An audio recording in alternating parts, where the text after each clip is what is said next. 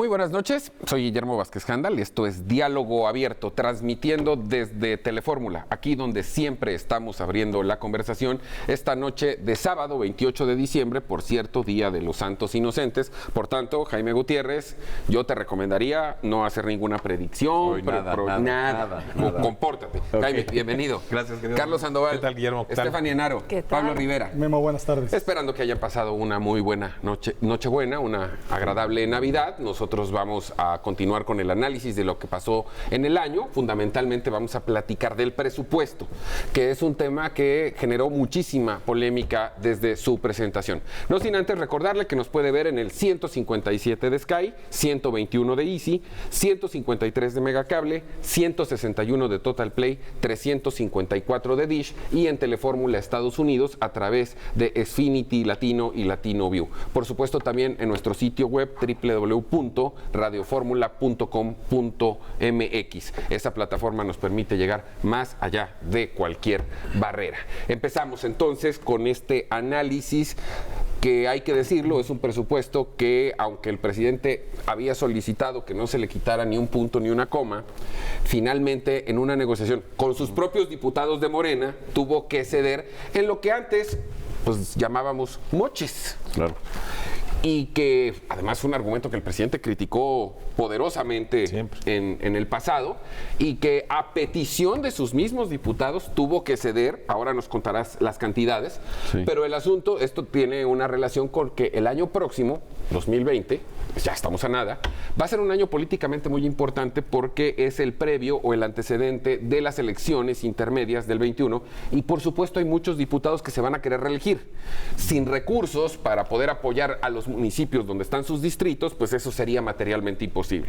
El asunto es que hay quienes dicen que es un presupuesto una vez más ortodoxo, que una vez más dicen que tiene disciplina fiscal, pero ahora que nos darás los números lo platicaremos en detalle. Creo que es un presupuesto que lo que sí me queda claro es que no va a fomentar el crecimiento económico. Fíjate que empiezo por ahí por lo que estás diciendo, querido Guillermo, porque cuando plantearon el presupuesto, generalmente tú lo empiezas a... Las dependencias desde enero te empiezan a pedir ya que te vayas preparando tu presupuesto el siguiente año. Y en agosto integran a la Secretaría de Hacienda el presupuesto para presentarlo a la Cámara de Diputados. Bueno, cuando se presentó el presupuesto, cuando se terminó y se presentó en septiembre, eran otras condiciones completamente diferentes a las que hoy en día tenemos. Entonces, hoy, cero crecimiento, toda esta parte que estás tú diciendo, el desarrollo. Entonces, yo sí creo y concuerdo con el exsecretario de Hacienda, Carlos Ursúa, que este presupuesto para nada fomenta la parte de infraestructura. Esa es la parte una delicada. reducción importante, ¿no? Del 20% en la parte de la SCT. Pero bueno, vámonos si quieres por rubro y vamos a si quieres toco tres temas muy interesantes aquí del presupuesto. La primera es que a pesar de que tenían mayoría, como tú bien lo señalas, en la Cámara de Diputados Morena, que podía de alguna forma mayoritear, cosa curiosa, se retrasaron 15 días para entregar el presupuesto. O sea, cumplieron con la fecha legal. Cumplieron con la Constitución. La Constitución marca que tiene que ser el 15 de noviembre y se pasaron una semana más para poder aprobar el presupuesto. Y todo fue porque no se ponían de acuerdo principalmente con las fuerzas de Morena. Entonces, sí, o sea, es lo que decía yo al principio. Hacia Aquí adentro. el problema no fue con la oposición, fue con sus mismos diputados que querían su lana. Así es. Y no necesitaban la oposición. Por ejemplo, el PAN no se presentó a la Cámara de Diputados, no los necesitaban, pero sin embargo se atrasaron por esta parte. Ahora, ¿en dónde pega principalmente y cuál fue el mayor problema con Morena? En la parte del campo. La parte del campo redujo 28% el presupuesto del campo. Entonces hubo organizaciones como Antorcha Campesina, que es ligada más bien hacia la parte del PRI, que tomaron la Cámara de Diputados. Sí. Entonces esa es una de las razones por las que no se aprobó el presupuesto en tiempo y en forma y se tuvieron que ir a una sede alterna. Fue porque pero finalmente, tomada. En resumen, el asunto es que el verdadero motivo del retraso fue la negociación con sus propios diputados porque les estaban quitando los moches. Así es. Ahora, hay un punto, me voy a un punto atrás, la segunda parte.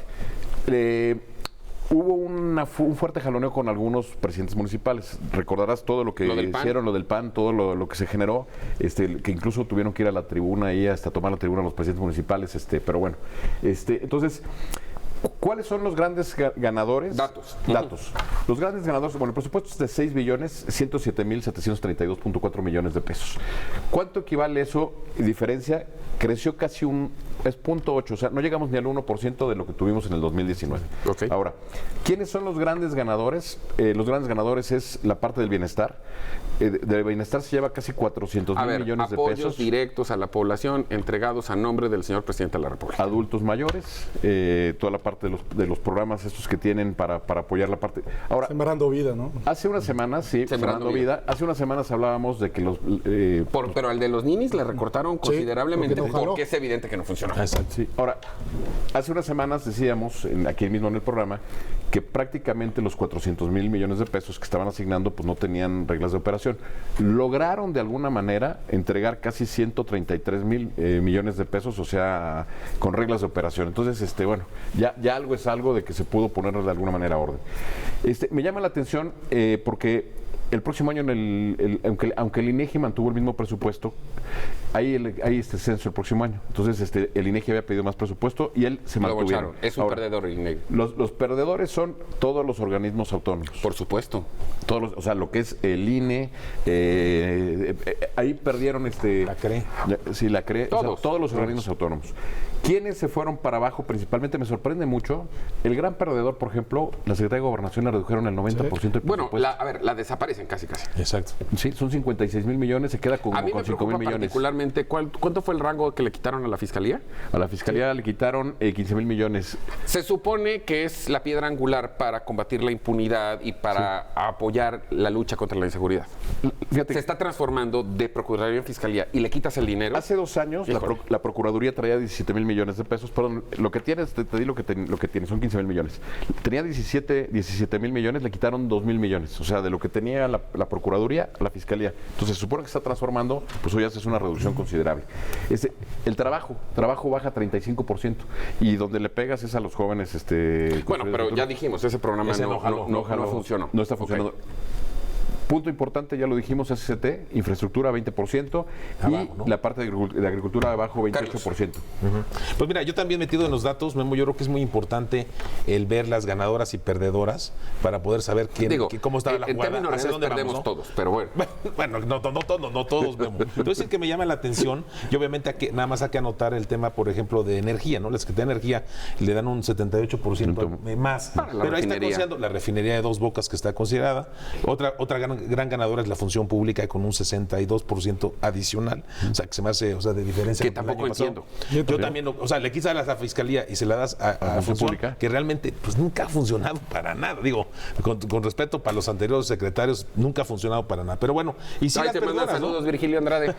Nuestro buen amigo Virgilio, muy buen amigo. ¿No? Mío sí, pero ya con lo que acabas de decir. No, pero es que sí, como que nunca ha funcionado Luego bien, ¿no? Te mando el video, Virgilio, del programa de hoy. Oye, y lo que me llama la atención, que siempre lo hemos dicho, el tema de la promoción turística, Secretaría de Turismo menos 42, siento que gravísimo, o sea, volvemos a lo que genera dinero, no lo apoyamos.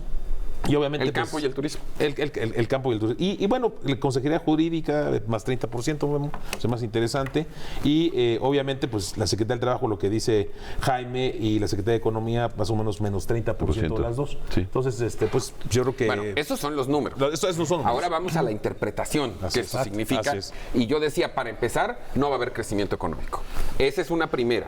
Pablo. Mira, yo creo que es un presupuesto que no ataca los dos principales problemas del país, la inseguridad y el crecimiento económico. Es un presupuesto, hay que decirlo con todas sus letras, clientelar y electoral, como tú lo mencionabas, buscando ya prepararse para lo que va a ser la elección del 2021. Es un presupuesto que no cumple con promesas de campaña de quitar los famosos moches, porque los ramos 28 y 33... Exigidos por sus propios diputados. Exigidos por ellos y criticados por el propio presidente de la República, les aumentan esos rubros y les dan una margen discrecional de seguir apoyando a aquellos alcaldes o gobernadores que deseen alguna partida especial. A mí me preocupa mucho lo que está viviendo el Poder Judicial. La Fiscalía, que no es parte del Poder Judicial, pero todo el entorno no ataca el principal problema del país, que es la inseguridad. El Poder Judicial tiene una rebaja, no tengo el número exacto, pero que pero seguramente aquí que como abogado Jaime y Carlos, que son muy estudiosos, como abogado, cuando vas a los juzgados, todo el mundo se está quejando que no hay dinero ni siquiera para toners, para papelería, y que tiene que ser ahí entre todos una cooperacha para pagar insumos que le correspondan en este caso al Poder Judicial. Que eso ya es una exageración, ¿estás de acuerdo? Es una exageración. Tiene que comprar hasta sus propias balas, ¿no? Pero aquí lo preocupante es que quien va a dictaminar la justicia en este país. Sí. ¿no?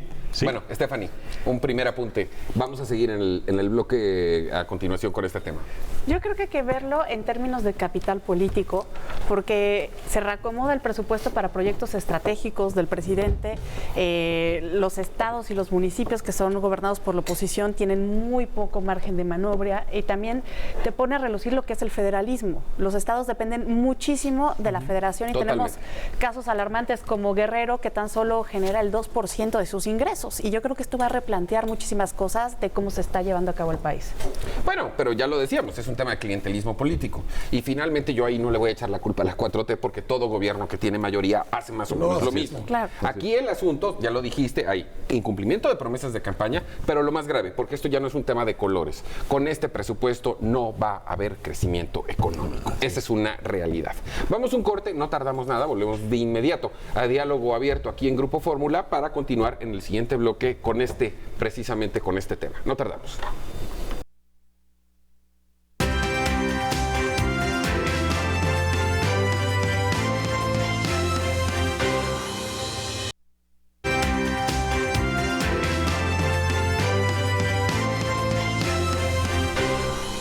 Estamos de vuelta en Diálogo Abierto, aquí en Grupo Fórmula, abriendo la conversación este sábado, 28 de diciembre, a nada de terminar el año, y estamos hablando de lo que se aprobó ya en el presupuesto y de lo que va a implicar el año siguiente.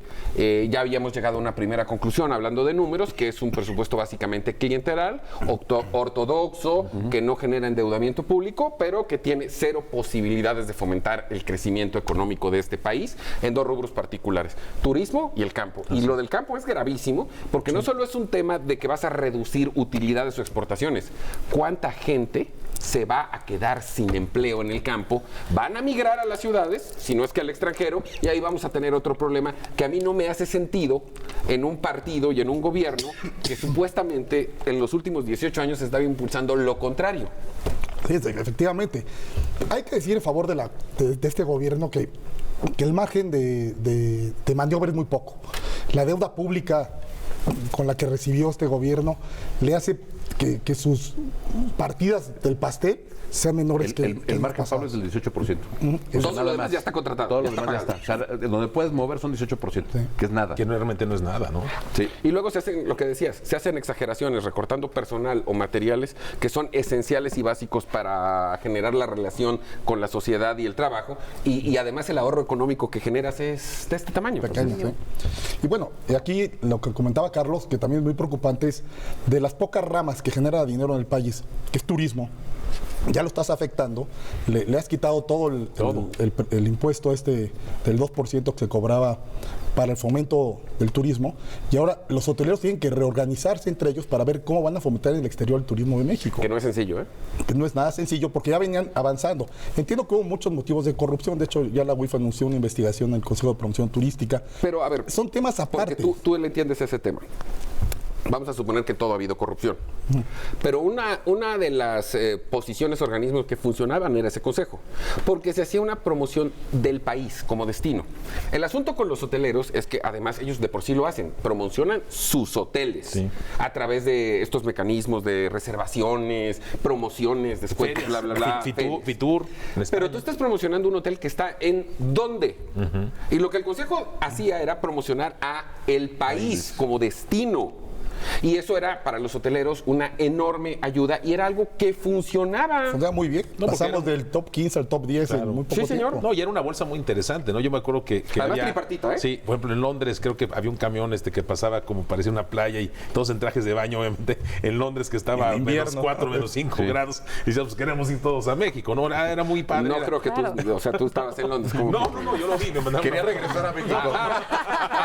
No, me daban ganas de Pero volver. ese es mi país, ¿no? No, pero yo creo que lo que dice Pablo es muy interesante. Estamos cortando los lugares donde hay generación de recursos. La 4T sabe cómo gastar la riqueza, pero no sabe cómo generarla. Eso es lo más importante, eso es lo más grave, ¿no? Hay un dato preocupante, y como lo puse al principio, cuando hicieron el presupuesto, Hacienda mandó considerando un crecimiento del 2% del país. Adiós.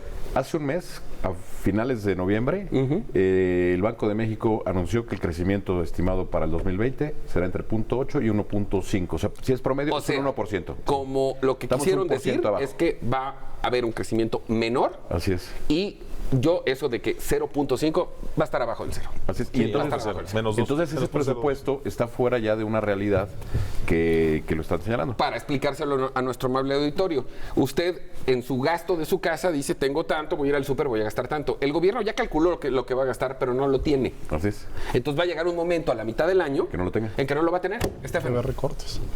Yo creo que estos recortes son importantes porque primero para todos, pero nos muestra que efectivamente ya cambió el eje central de la política mexicana, se están reacomodando. Hay que reconocer una cosa, este presidente ha cambiado muchas cosas y algunas de ellas ya no van a volver nunca. Es un parteaguas, un antes, un después, está cambiando la cultura política, la manera de administrar y sobre todo cada vez de una manera u otra la oposición tiene menos recursos, ya sea por el presupuesto o también por el dinero que se les asigna a los partidos. La fuerza a nivel proporcional es cada vez menor. En el literal estado de sobrevivencia. Y sobre todo aquí lo estamos viendo desde un ámbito nacional. ¿Qué pasa cuando lo vemos a nivel municipal? Si esto a los estados los tambalea, yo creo que a los municipios los ahorca y va a traer repercusiones muy fuertes en materia de seguridad, como bien hemos comentado. Para empezar, seguridad. Seguridad, y yo creo que ese es uno de los temas pero por principales. ejemplo, cuando tocábamos el tema del campo, que es uno de los rubros más exitosos que tiene este país, que además de unos años para acá, y tú lo sabes muy bien por la relación que tienes con Pepe Calzada, de unos años para acá nos colocó en otra dimensión. Ahí resolvías dos problemas. Resolvías el problema económico y que la gente del campo tuviera empleo. Y también se los vamos a quitar. ¿Y qué va a pasar con toda esa gente? Y también tienes poco margen de acción cuando se dan circunstancias que no son óptimas. Por ejemplo, a mediados de este año tuvimos que Durango tuvo una de las peores sequías en toda su historia. Se da justo al momento del recorte y el gobierno de Durango se las vio negras para poder responder. Y además, pasó con los incendios. Tu amigo, el gobernador, quiere ser candidato del PAN a la presidencia. Entonces, qué barbaridad. Sí. Pues mira, yo creo que un tema que menciona Pablo muy bien es el tema de la seguridad. Yo creo que este presupuesto no refleja lo de la una inversión importante en seguridad. Y sin seguridad, este país no va a funcionar. Pero además, ese es el reclamo número uno de la sociedad de este país, por la cual el señor presidente de la República hoy es el mandatario de este país. Seguridad, seguridad y más seguridad. A la corrupción, el combate a la corrupción nos interesa a todos, pero seamos realistas, en términos de una cotidianeidad, a lo mejor eso no te afecta. No. Y hay que verlo también del lado de la relación bilateral. Estamos hablando cómo va a afectar el presupuesto a la seguridad desde una óptica nacional, pero la seguridad es lo que ha ayudado a que la balanza esté cada vez más desequilibrada en la relación bilateral. Tuvimos en un lapso de 2 semanas 2 impactos muy similares, Culiacán y lo que pasó con la familia Levarón, y luego la declaración de Donald Trump de terrorista a los cárteles. Sin duda, el asunto aquí, y insisto en el tema de la fiscalía, es que entonces el mensaje que nos están mandando es para nosotros no es prioritario, o sea, nosotros Morena, 4T, no es prioritario. Le estoy quitando recursos a la piedra angular del combate a la inseguridad.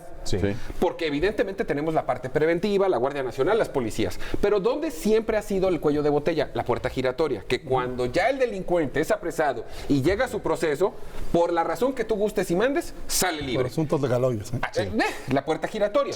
Entonces estamos hablando que la dependencia que tendría que fortalecerse, que tendría que tener más elementos y herramientas para que esos delincuentes no salgan a la calle, le estamos quitando el dinero. Por tanto, yo lo que entendería en un principio muy básico, si usted me lo permite, pues no nos interesa. Así es. Yo me quedaría nada más como comentario, le comentaban tú y Stephanie.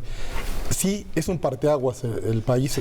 Han cambiado muchas cosas. Y lo que hay que agradecer también de estos presupuestos, que sí se acabaron con los privilegios del pasado. A todos nos tocaba tener amigos funcionarios que se despachaban unas comidotas con unos vinos que no les alcanzaban ni con la mitad de su quincena. Qué bueno que todo eso se haya acabado.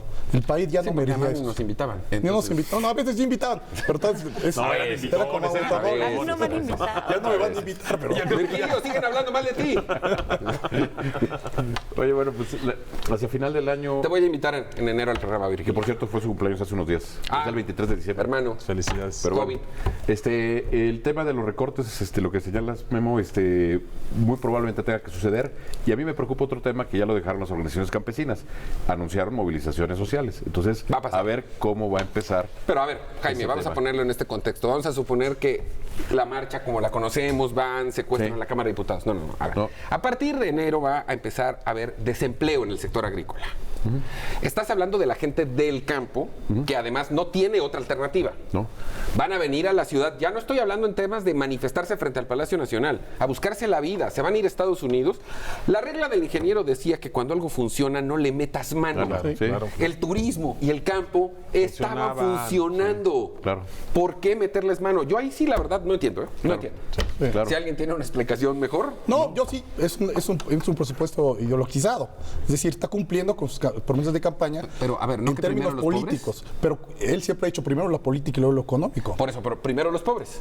En el tema del campo, a ver, el turismo es sí, ¿no? En el tema del campo, a quien le está pegando es a los pobres. Claro, pero él en su forma de pensar, y eso es debatible, hay que reconocerle, él piensa que ayudando a la gente más pobre, dándole recursos, va a haber un cambio a lo mejor gradual. Hasta que se te acaben los recursos. Pues sí, o sea, los que estudiamos algo de economía, yo soy contrario a esta política, pero los que son ideologizados como los de 4T, ellos creen firmemente que ayudando al más pobre, dándole recursos, algún día se va a equiparar la desigualdad. Y creo que lo que dices es muy importante porque por más feo que pueda sonar, la pobreza es capital político. Sí, por supuesto. Siempre es lo que más se usa para volver la balanza y hay muchos que les conviene ser asistencialistas para que sigan siendo pobres en lugar de enseñarles a pescar y llegar a un desarrollo humano. Eso es lo más triste de este asunto. Acuérdate cuando en alguna ocasión doña Jacob Polensky comentó en un comparativo con países latinoamericanos que cuando tú sacas a la gente pobre de ese nivel y lo llevas a la clase media, luego se les olvida quién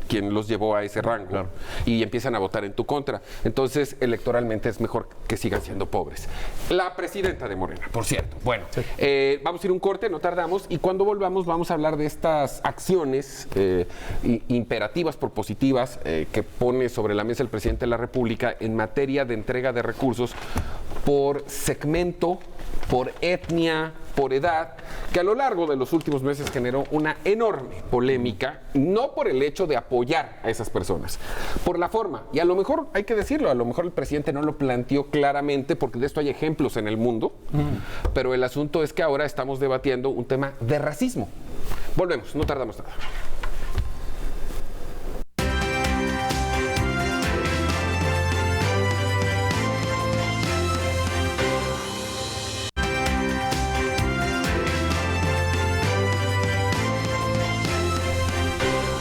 Seguimos en Diálogo Abierto, como le comentaba antes de ir a la pausa. A fines de noviembre, el presidente en una gira de trabajo dio a conocer lo que se conoce o se denomina como acciones afirmativas para entregar recursos por bloque social, por edad, por etnia. Y le decía, esto generó una enorme polémica que se está llevando a grados ya de racismo.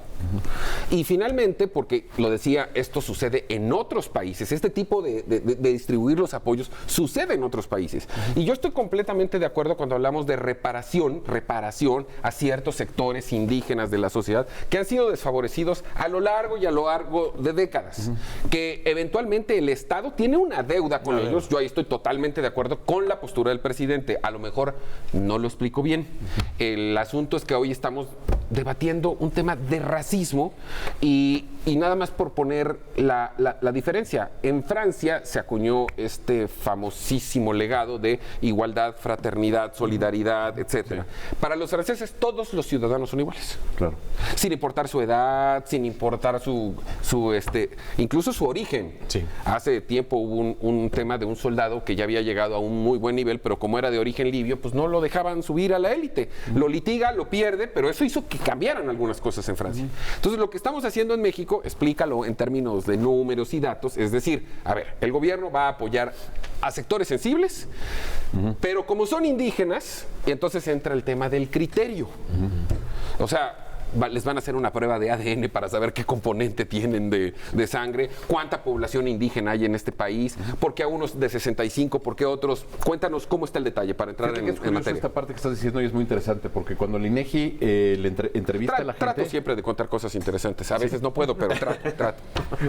La parte del INEGI, se ve que es 28 hoy de diciembre. Ya está acabando el año. Ya se acabó el año. Ya se acabó. Oye, bueno, cuando le preguntan a la gente, o sea, 21 21% de la población en México contesta que se siente indígena. Pero a ver, no es indígena. No lo sabemos. No necesariamente es indígena. El gobierno trae un dato estimado de que de los 127 millones que ahora sabremos en 2020 cuánto realmente somos, el 12% es población indígena. Ahora, sí hay un tema aquí muy delicado en la parte de pobreza, porque la población indígena es la más vulnerable. O sea, ese es tradicionalmente... Y el Estado tiene una deuda con ellos. Y tiene una deuda. Ahora, no necesariamente, y ya lo habíamos discutido aquí en los programas durante el año, Stephanie, cuando hablamos del tema de las mujeres, la parte también de la mujer es muy vulnerable, o sea, porque hay una gran diferencia. Pero segmentar por población indígena es muy diferente. A ver, explícanos, ¿cómo tocaría? O sea, ¿qué le darían a quién y cómo? Lo que están planteando es de los 400,000 millones de pesos de los programas sociales, sí. Lo que se busca es apoyar a la población indígena. Entonces es otorgar la mayor parte de la población indígena. ¿Agentes de qué edad? Ok, en el tema de, por ejemplo, en el tema de los adultos mayores, sí. Lo que están planteando es que a las personas que son de origen indígena, 65%, y a las personas que son, le llamaron mestizas, que yo creo que es una definición... Mestizos castizos, eso, hermano, hombre, venga. Y bueno, el 68%. Descendientes de Hernán 68, Cortés. ¿no? Entonces, a los 68 años, darle a los 68 años al retiro y a los 65 a los indígenas. Entonces, lo que hace muy complicada... Me voy a llamar Guillermo Vázquez Oposchli a partir de ahora. Sí, lo que hace muy complicada, la ecuación la hace muy complicada, porque te digo, si tú te la van a creer, ¿eh? Sí, hombre, con esta pinta. Si tú te sientes, lo que decíamos, indígena, pues tú sientes que tienes el derecho. Entonces, ¿cómo vas tú a generar esta parte? Entonces, ahora, hay que decir que esto en Estados Unidos funciona muy bien, ¿eh? Claro, y en España, en varios países. Sí. A ver, el tema de las reservaciones, ¿no? Las reservaciones indias que tienen No, pero me refiero a la forma de entregar recursos dependiendo de bloques, que se entiende, a diferencia del concepto francés. No todos los ciudadanos son iguales. Hay sectores que están más marginados y que el Estado tiene una deuda histórica con ellos. Lo que yo no entiendo, bueno, sí lo entiendo, en este país todos nos encanta polemizar, es que ahora estamos hablando de racismo. No, para nada. Yo creo que la motivación del presidente es válida y está cumpliendo con la propia Constitución. La Constitución, en el artículo 1, párrafo 3, menciona que la discriminación está prohibida en este país. Bueno, de papel. Y hay discriminación todo el tiempo y en todos los lugares. Y el artículo 2 le da a la Federación esa facultad de combatir la desigualdad. El presidente lo que está haciendo a través de este mecanismo es tratar de dar justicia a grupos muy vulnerables que han pasado durante toda la historia de México, hambruna, desigualdad, rechazo. Entonces a mí me gusta mucho este tipo de acciones del presidente López Obrador, porque sí está cumpliendo con la parte de campaña. La polémica, como bien lo dices tú, va a existir siempre, porque aparte no entienden el fondo del tema, ni que está cumpliendo con la parte. Hay que decir que no lo explicó bien también. No lo explicó bien, pero el mensaje de fondo tiene toda la razón. Hay grupos dentro de los propios indígenas que son discriminados. Niña Stefanovsky. Para Bariskin. Bueno, eso es ruso. Yo veo esto. No es náhuatl. Dentro de. No, claro que sí. Aunque tienes más perfil maya, pero bueno. Luego hablamos de eso. Perfecto. Pero bueno, en fin, yo creo que esto hay que verlo dentro de la retórica que él ha manejado de una manera tradicional, en donde abre esta grieta racial e incluso también hasta le pide a los españoles que se disculpen, ¿no? Y dice que Hernán Cortés fue el que hizo el primer fraude en este país y le contesta luego Vox, ¿no? Sigue mirando hacia el pasado para intentar justificar el presente y a mí me encantaría saber qué pensarían, no sé, grandes ideólogos como José Vasconcelos cuando hablaban de una raza cósmica y que de una raza de bronce donde ya todos nos mezclamos para formar al mexicano, ni españoles ni indígenas, y luego se nos vuelven a abrir las grietas. Creo que si bien sus intenciones pueden ser buenas, creo que debe ser tratado con cuidado porque puede haber grietas muy sensibles y está jugando con fuego. ¿Entendemos el qué? Lo que está en la mesa de debate, como siempre sucede en la 4T, es el cómo. Carlos Sandoval. Pues mira, yo la verdad creo nuevamente que, bueno, de buenas intenciones está pavimentado el infierno, ¿no? Y en este caso, pues yo creo que casi es la historia según San Agustín, ¿no? Si no me equivoco. Creo que sí. Sí, ¿verdad? Pero bueno, mira... Si no, ahorita nos hace favor, Jaime, de corregir. ¿Sí? Pero mira, yo creo que el tema, de alguna manera, el presidente pensó en darles algo, en poder, pues pagarles lo que se le debemos. Está bien. Eso me gusta muy bien. Está bien. Pero lo que sigue fomentando que a mí no me gusta es esa división, ese no somos un México unido, todos somos México, la raza de bronce. Me gustó mucho lo que dice Stephanie. Ya todos estamos mezclados, aquí somos todos mexicanos. Y vuelve el tema de los gachupines, los españoles. O sea, ya, es más fuerte que es más fuerte que le gana. Le gana mucho. Le gana. Es como cuando culpa a otros gobiernos, ¿no? Ya en el aquí y en el ahora. Hay que llevar a clases de yoga. Yo sigo creyendo el presidente López Obrador es un genio de la comunicación.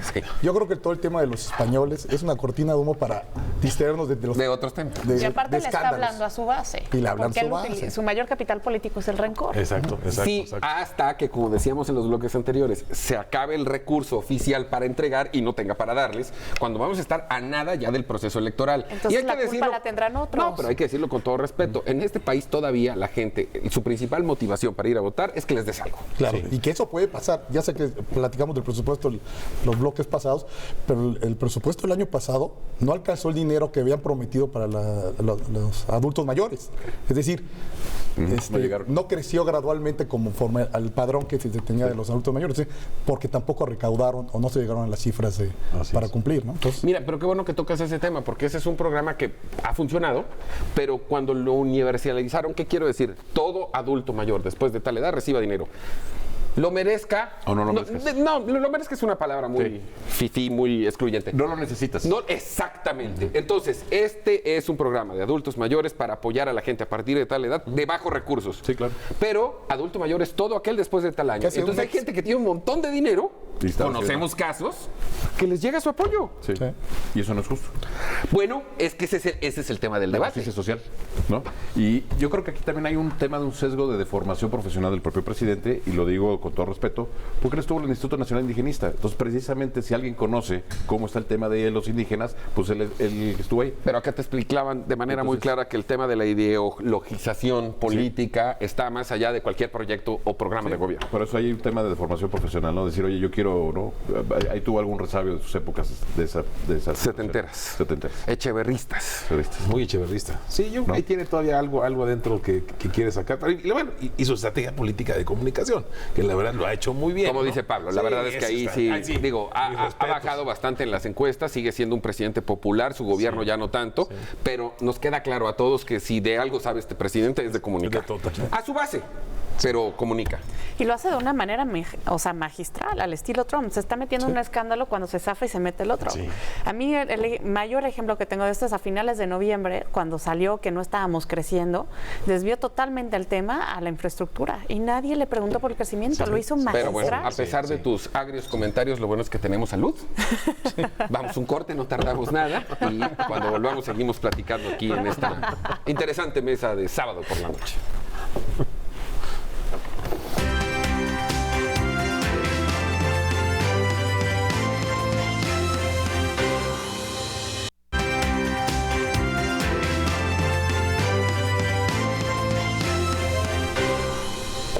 Seguimos en Diálogo Abierto, hay que decirlo, en la última emisión de este año. Ya, se fue el 28 de diciembre, Día de los Inocentes. Jaime Gutiérrez se ha portado magníficamente bien hoy. Tengo que reconocerlo. Gracias. Bueno, entonces, el último tema de este año. Hong Kong, guerra comercial, 5G. A ver, Stephanie Enaro, tradúcenos. Así es, no paramos de hablar de que el panorama a nivel nacional se movió, se están acomodando las placas tectónicas del poder. Y en el panorama internacional está pasando exactamente lo mismo, con una guerra entre Estados Unidos y China, que empieza como una guerra comercial, pero que la punta del iceberg de esta guerra es detener el avance que China tiene sobre el 5G. Y en esto entran muchísimos temas donde Hong Kong es una arista muy importante, porque el 60% de la inversión extranjera directa que llega a China entra a través de Hong Kong. Y Hong Kong siempre ha sido una bomba de tiempo, porque duró 100 años siendo una colonia británica, y esto hace que... Exitosísima. Muy exitosa, y esto hace que en China se conozca que es un país con dos sistemas, porque le dejó el modo de entender la vida democrático a los hongkoneses, y es lo que precisamente empezaron a defender desde que Carrie Lam, la regente, puso una ley de extradición donde quería que los presos de Hong Kong fueran también encarcelados y juzgados en China, a lo que los hongkoneses respondieron, porque pueden pasar 6 meses antes de que tengan un abogado o derecho a juicio, y las condiciones además sabemos son cómo los tratan en China. Arduas. Creo que es importante ver que esto es tan importante para Estados Unidos que a finales de noviembre se aprueba en el Congreso la ley en pro de la democracia y los derechos humanos, en donde Estados Unidos se compromete a velar por el bienestar democrático de Hong Kong, y si no cumplen con los requisitos que ellos consideren necesarios, van a eximir a Hong Kong de este acuerdo, esta ley que hace que lo que pase con la guerra comercial no le afecte a Hong Kong, que no se le impongan los mismos aranceles. Es importante porque esto ha traído una polarización muy importante en la sociedad hongkonesa. El gobierno chino, la estrategia de comunicación política que tiene, está diciendo que son fuerzas occidentales las que están desestabilizando a Hong Kong, mientras que del lado occidental no se para de comunicar los abusos en materia de derechos humanos. Incluso uno de los casos más sonados fue una chica de 18 años que perdió un ojo cuando la policía le disparó con un balín, y también cómo se repercute en materia económica al cerrar el aeropuerto de Hong Kong, que es uno de los más grandes de Asia y donde más mercancía se mueve. Entonces hay que verlo esto como una estrategia. No, me parece muy interesante todo lo que dice Stephanie, la verdad. Normalmente sí, es interesante lo que dice, a veces también. Soy un ignorante del tema tecnológico, pero entiendo que la 5G va a revolucionar el mundo. Totalmente. Que todo lo que tú te tardas en bajar películas, de información, todo va a ser en cuestión de segundos. Entiendo también, Stephanie, que hay temas de virtualidad, o sea, que ya es un avance tecnológico. Está cambiando porque el principal distintivo del 5G, aparte de que va a ser 10 veces más rápido que lo que actualmente tenemos, es el Internet de las cosas. Puedes controlar muchas cosas a través de Internet, como por ejemplo, ahí va a haber vehículos que se van a conducir y los datos se van a transmitir por el 5G, pero la clave aquí son los datos. Quien tenga el control de los datos va a tener el control de la información. En este caso, China. Y va a ser más poderoso. La empresa Huawei, que era la empresa y que esto está ha tenido connotaciones geopolíticas. Ya estamos viendo qué hacer con ellos, mi querido Carlos. La alianza de los 5 ojos, que se le llama así porque países como Australia, Nueva Zelanda, Alemania, Reino Unido y Canadá ya vetaron a Huawei de sus redes y frenaron el desarrollo de 5G. Metieron a la hija a la cárcel. Sí. Exacto, en Canadá. En Canadá. Pero, perdón, para terminar mi comentario, a mí no me cabe duda que los americanos están detrás de las revueltas en Hong Kong. Sin saber todo este preámbulo, pues obvio, es una guerra comercial que va para largo por el tema de la 5G y que tiene una repercusión para México favorable. Y no hemos visto una actitud de la Secretaría de Economía que vea este escenario futurista. ¿Estarán enterados? Obviamente muchos productores de productos que iban a China, americanos, van a ver a México como el lugar ideal para manufacturar sus productos. Y la cercanía Yo espero que la Secretaría de Economía ante este hecho se mueva un poco más. Pero no solo los norteamericanos, sino también los chinos. Santos inocentes. Hay productores chinos que ya han trasladado incluso sus fábricas a Monterrey, sí, claro, para fabricar aquí y pasarlo a través de nuestra frontera. ¿Qué va a hacer nuestra Secretaría de Economía cuando el esfuerzo de un empresario mexicano es un esfuerzo individual y el de los chinos es un esfuerzo de Estado? De nación, sí. Ahora también esto hay que entenderlo en el contexto en el que pasa en Estados Unidos. Yo siempre que hablamos de China digo, nosotros somos un país, Estados Unidos es un país, China es una cultura. Claro, es una cultura imperial. Y les caracteriza mucho la paciencia. Claro, la paciencia, todo lo que traen por el tema del confucianismo. Y aparte, esta promulgación de esta ley y esta guerra y este ataque frontal a China se da cuando se está dando la campaña electoral de Estados Unidos. Donald Trump se está jugando la reelección y esto evidentemente es una medalla para él. Claro. ¿Algo que opinar al respecto, don Jaime? Pues mira, nada más que estamos viviendo un cambio de paradigma y me sorprende cómo ahora las guerras en el tema tecnológico pues van a, ¿no? Estas presiones tecnológicas están jugando.